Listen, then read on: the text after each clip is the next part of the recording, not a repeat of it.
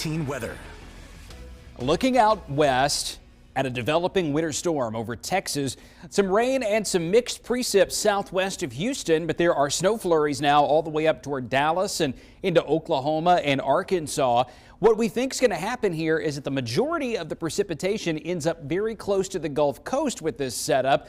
And a lot of it comes down to the upper air winds, not necessarily the position of an area of low pressure. With a strong jet stream overhead, there's actually an even stronger piece of that that's called a jet streak. It's almost like a burst of energy within the jet stream. And on the southwest side of that, there's a lot of dynamic. Sometimes we call it the muscle of the storm system. That's going to be in Louisiana, Mississippi, and southwestern Alabama. But we're close enough in Birmingham that we're going to be on guard to see just how far north all of that muscle might be able to pull that precipitation. Then this is out of here. It goes over toward the Carolinas, and they're going to have some pretty significant snow on the Atlantic coast as well. Some of the latest guidance here suggesting more than 2 to 4, possibly up to 8 inches of snow northwest of New Orleans. We could have record-setting snow in Mobile and Baldwin counties, but look at that sharp cutoff line. When this thing gets north of Highway 80, there's just not a lot of moisture left in the forecast models.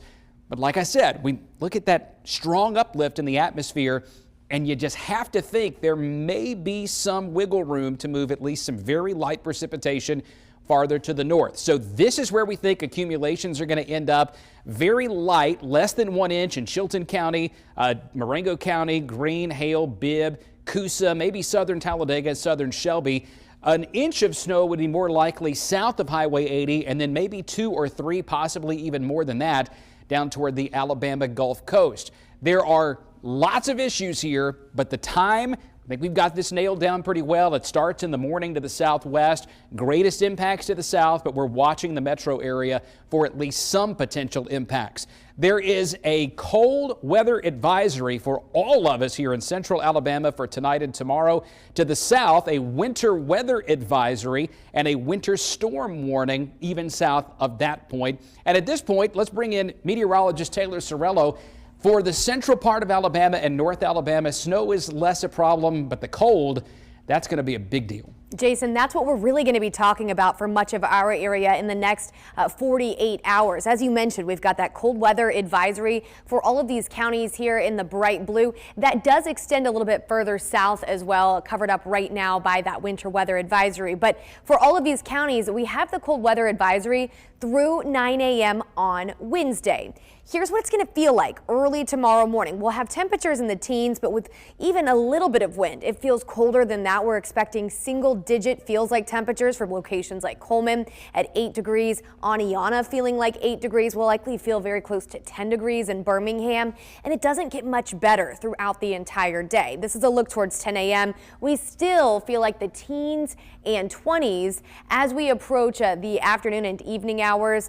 Still just downright cold. And if you can avoid being outside for extended periods of time, especially during the early morning hours or late evening hours, that's going to be your best bet. Now, we talked about that cold weather advisory lasting through 9 a.m. on Wednesday. Here's why. 5 a.m. Wednesday morning, we still feel like the single digits in many locations, including Center, Anniston, Lineville. So we'll have to watch those feels like temperatures very carefully. We went below the freezing mark in Birmingham yesterday right after 4 p.m. We've been below freezing the whole time, and we will likely hold below freezing all day tomorrow as well. But by Wednesday afternoon, we finally climb above 32 degrees, many spots in central and north Alabama.